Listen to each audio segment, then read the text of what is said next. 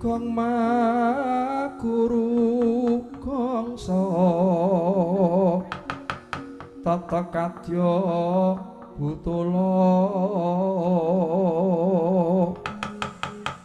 para panjriting torang gesti rakata ingkang dwaja lelayu sapi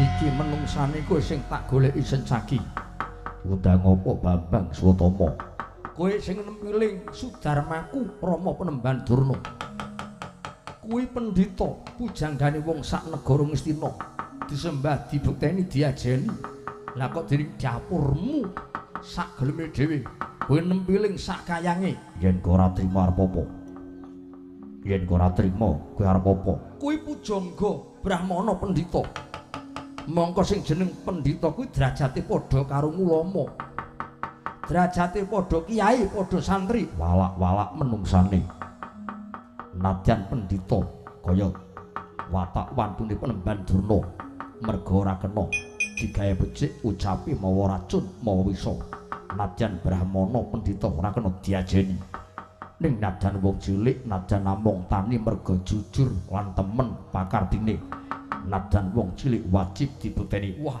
ora patut banget dasare kowe wis ora seneng ora gathuk kelawan Sudarmaku nadyan bener dianggep luput apa meneh ya luput sencaki yen ora trima apa-apa iki anake lanang Bambang Swatama nyododo dijodo aja mung trima sing tuwa anake lanang sing arep maju ning palagan ora sah mung ijen tanggung keroyokan ora bakal tinggal gelanggang colong playu golek papan sing jembar ngemping loro nggih Japati cedhak tubruk atuh tali jadung dadi bandan maju remet dadi glepung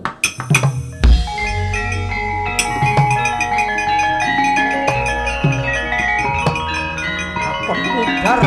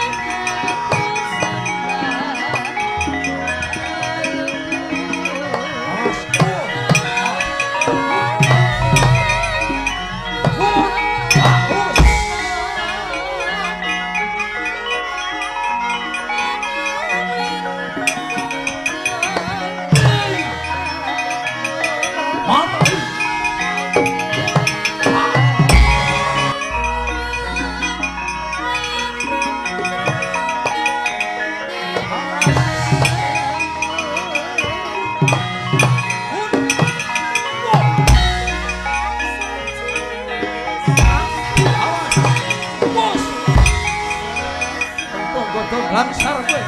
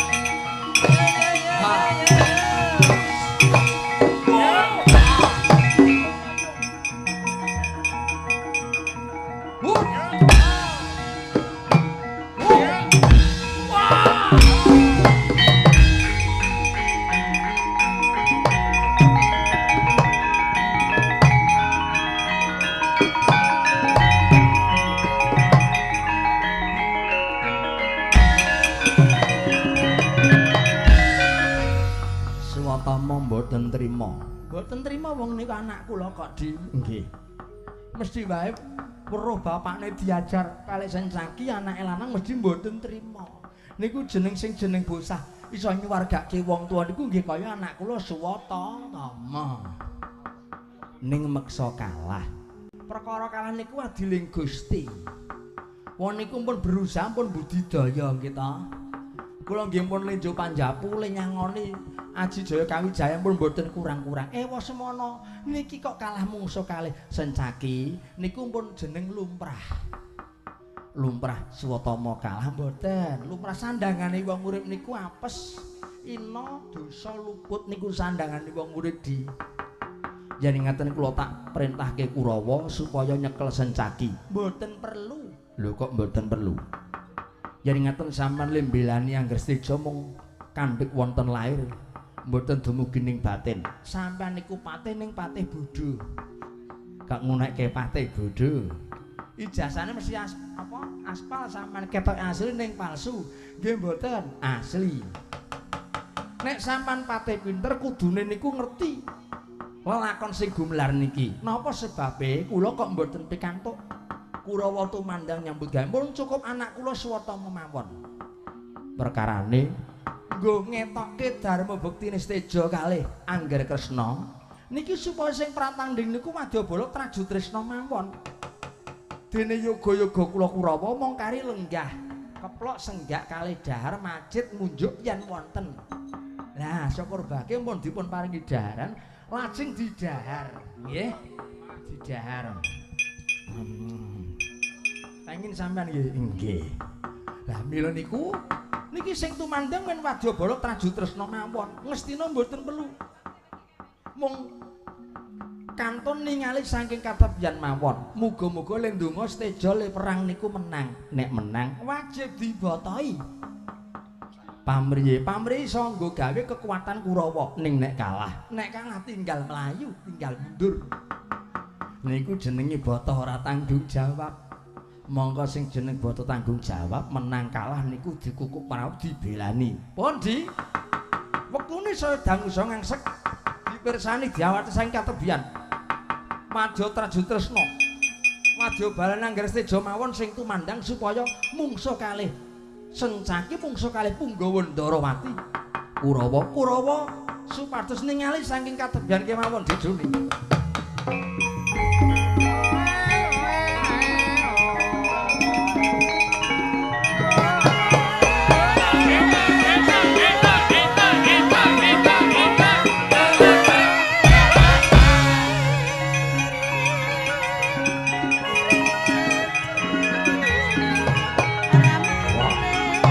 Kurawa mundur.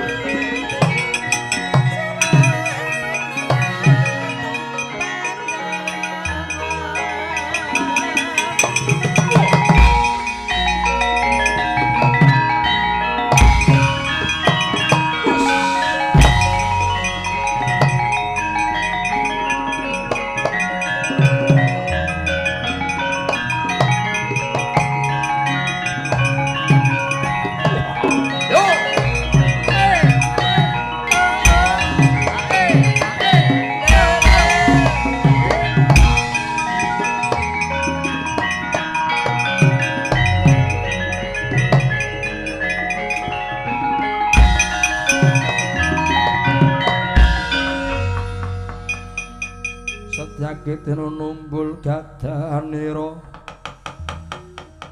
orang kontet salirani yen kacondra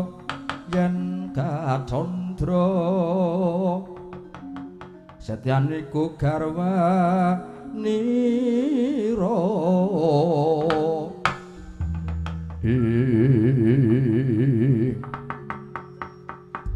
brengose nguler geni dedege jebol kepalang wong isak jempol brengose sak kimpol sapa kowe ngaku lekno mrepatmu jerengen gobokmu satrenggar buruji aku Setyaki kowe Setyaki singa mulang jaya ana wadyabala kok sandangane gembyeng-gembyeng kaya Dipati Umarmaya padake kaya wong menak wae aku kekasate sinuwun Prabu Bamandrakasura pangkatku tumenggung penantang yuda iki tumenggung penantang yuda jebul malah kowe wong petantang karo wuda wis wong bagus-bagus kok malah kuping ngono tekeke penantang yuda kok metantang karo wuda Kurawa kalane ngaku sing arep maju ning palagan yen kepengin tutuk le momong anak bojomu mundur yen kowe isih kepengin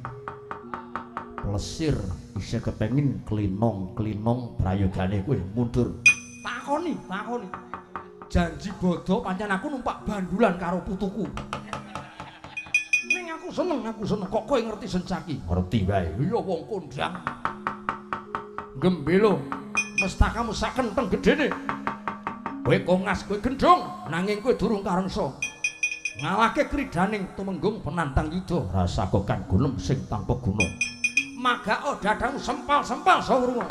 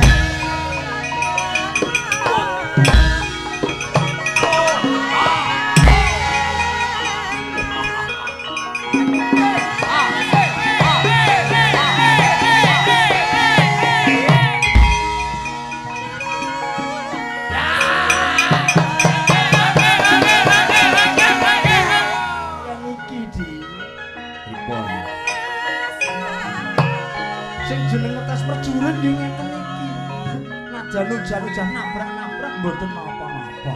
Kira-kira kecret mboten kenithang mboten lemah napa mboten. Wong kok seneng yen sampean gaweke gawean wong liya. Mboten napa-napa. Pas kalih blanjane wong nyambut gawe kok mboten rekoso. Mesti bakale kalah menang. Mesti kalah. Donga niku sing apik-apik mawon. Nggih.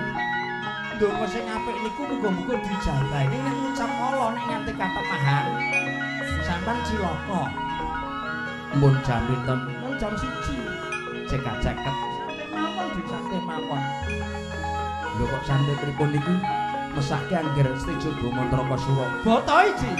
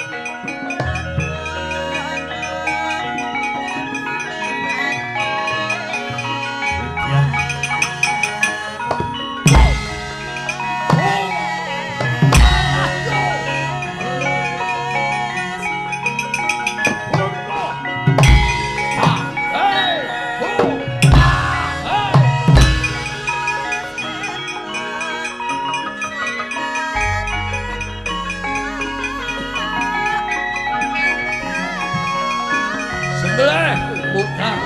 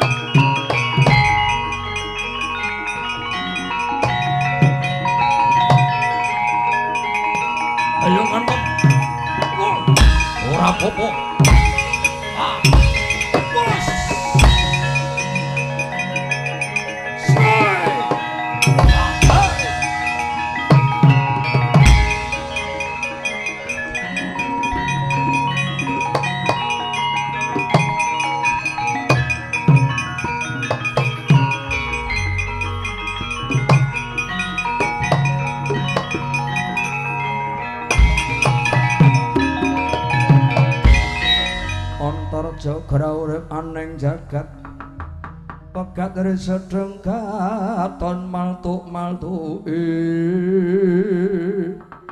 mati sadurunging perang Bratayuda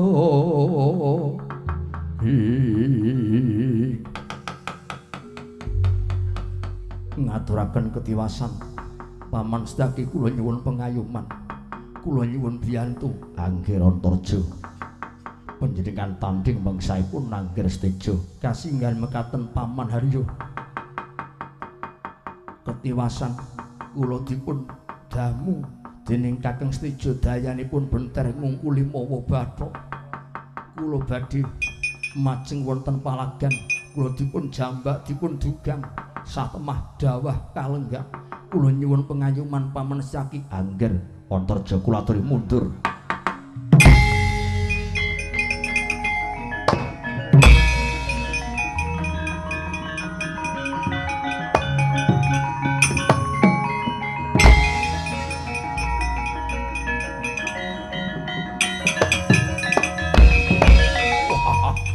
Ora ngujuring pupuh Kadang Antarja agek sebanyon kowe tak tebak dadamu wae kowe njungkel kowe tak damu kowe njungkel tak getak kowe kuntal kaya ngono karep ngaku dadi senopati ning para Pandhawa iki ayana kridane Prabu Bama Antraka Suraya Raden Steja sing ngalang-alangi Steja aja takon dosa buti sembadani bangga tak rampungi ya tampanana.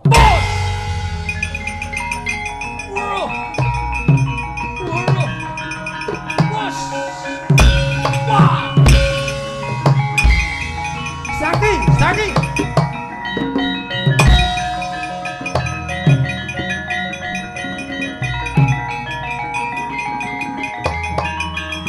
Oh no! Wow! Bos! Bos!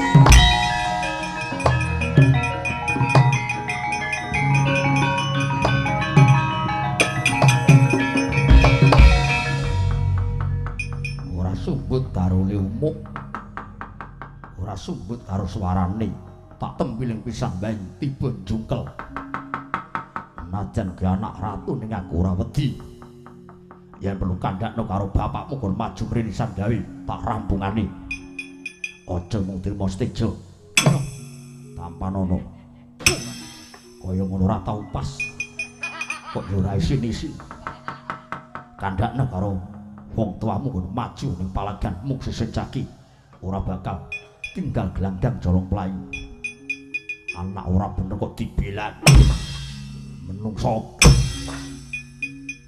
iki Senopati Ndorowati ora dadi senopati dipocot ora apa-apa mergo aku ngampleng anak ratu kula wong edan Sedaki Dimas Sedaki lho ora patut banget lah kok malah padha mingerke blate Sencaki kok kaya wani-wanine mula Sara Atmajaku kuwi anakku lanang Steja kuwi anakku Steja kuwi yogaku lah kok kowe wani nyempalane padha karo nantang karo pun Kakang mungsuhe Kresna. Ora mung Yastaki modar kowe. Lho, Udawa, Udawa.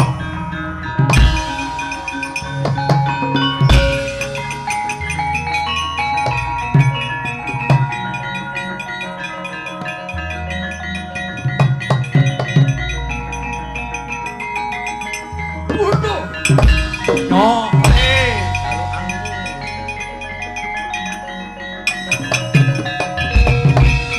yo nadan aku wong kawak, aku wong tuwa ning wani ngajar bocah wingi sore.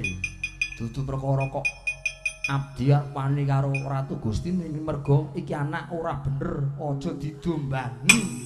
Ora ngajar. Main-main. Udawa kok disepelekke. Ora patut banget punggawa aku do edan kabeh. Paman Durna kula trima jeng Paman Durna. Waduh. Sarenggan sareng mundur kene mundur.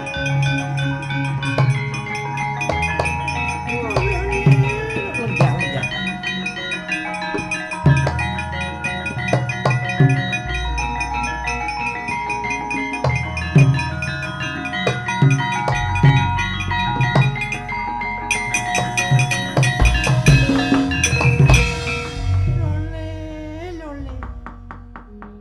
Sabar Gusti, dos pundi kare kados pundi wartosipun wayah kula pun steja semunipun Sencaki Udawa kok ngidak ngajar sakayange napa tumon nger menika punggawa panjenengan majek dipun patrapi pidana Rama kula mboten trimah Siwa Udawa lan Paman Sencaki kok pilih ngajar kula sakayange kula nyuwun adil lah mesaken ingkang putra wajib dipun belani kula mboten trimah Setejo mandheka dhisik menepno rasamu weningna paningalmu Paman Durna kula nggih antur uninga sak samunipun kula minggah wonten sanggar pamujan nyuwun wenganing Gusti ingkang hakarya luka murid saged kasembadan ingkang ginayuh yoga kula prastijo nanging wonten syaratipun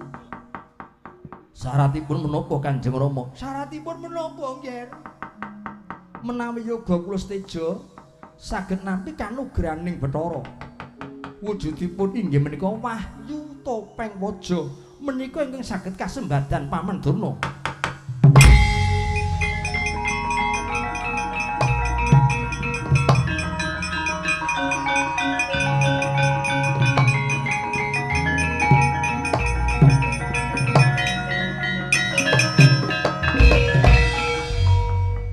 saged gayuh Wahyu Topeng Waja nggih Wahyu Topeng Waja ingkang saged nampi kanugrahan menika mertandani pinitados dening sedaya titah lan para Jawata luhung dados Senopati Agung Benjang Panci Bratayuda Jaya Binangun lajeng kados pundi kula nyuwun pengayuman Kanjeng Rama Steja sawetara wektu iki bareng lawan Eyang Musaka Lima lerma ana negara Ndarawati pun bapa sing bakal munggah ana ing kayangan nungsuk adil pun bapa bakal munggah ana ing kayangan nungsuk adil nyuwun pengadilan Wangpukulun jagat Grinata lajeng mangke wayah kula Antarja Sencaki Udawa menika dos pundi nggih mangke kula badhe nindakaken kanthi sampeka supados boten kawistara lan boten kadenengan dening Yayi Puntadewa sakadang pramila Paman Durna lan yoga kula steja sawetawis kula aturi lerem lan sampun ngantos kadenangan dening yoga kula pun Antarja Paman Durna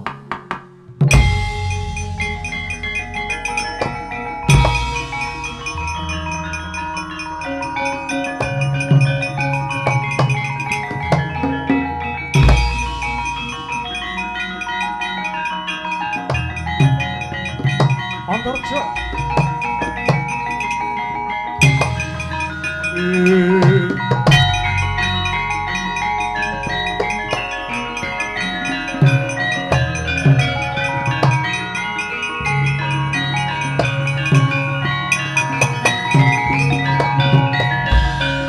Kresna Rama Kaping Jenarokra Pansinayang gelung kadidanar wang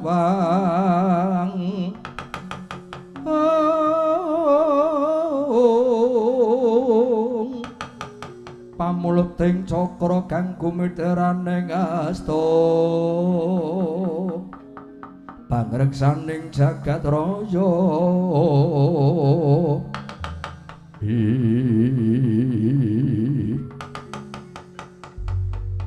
Antarja kula wonten dawuh waji rening yogaku sumingkir saka negara Ndarawati Balya matura Yayi Puntadewa sadurunge wanci pledhek ing surya mengko punwa bakal tedhak nyalirane ana Ngamarta saperlu paring beboreh tumrap larane yogaku Gatotkaca nanging estu waji sampun ngantos Daracara awit yen ngantos paduka Siwa Bathara boten kersa rawuh wonten negari Ngamarta kados menapa penggalipun Prabu Puntadewa ingsun Ratu Titising Wisnu ora bakal eda ing pangucap Antarja ndisi ana laku nyuwun pamit menawi ngaten wae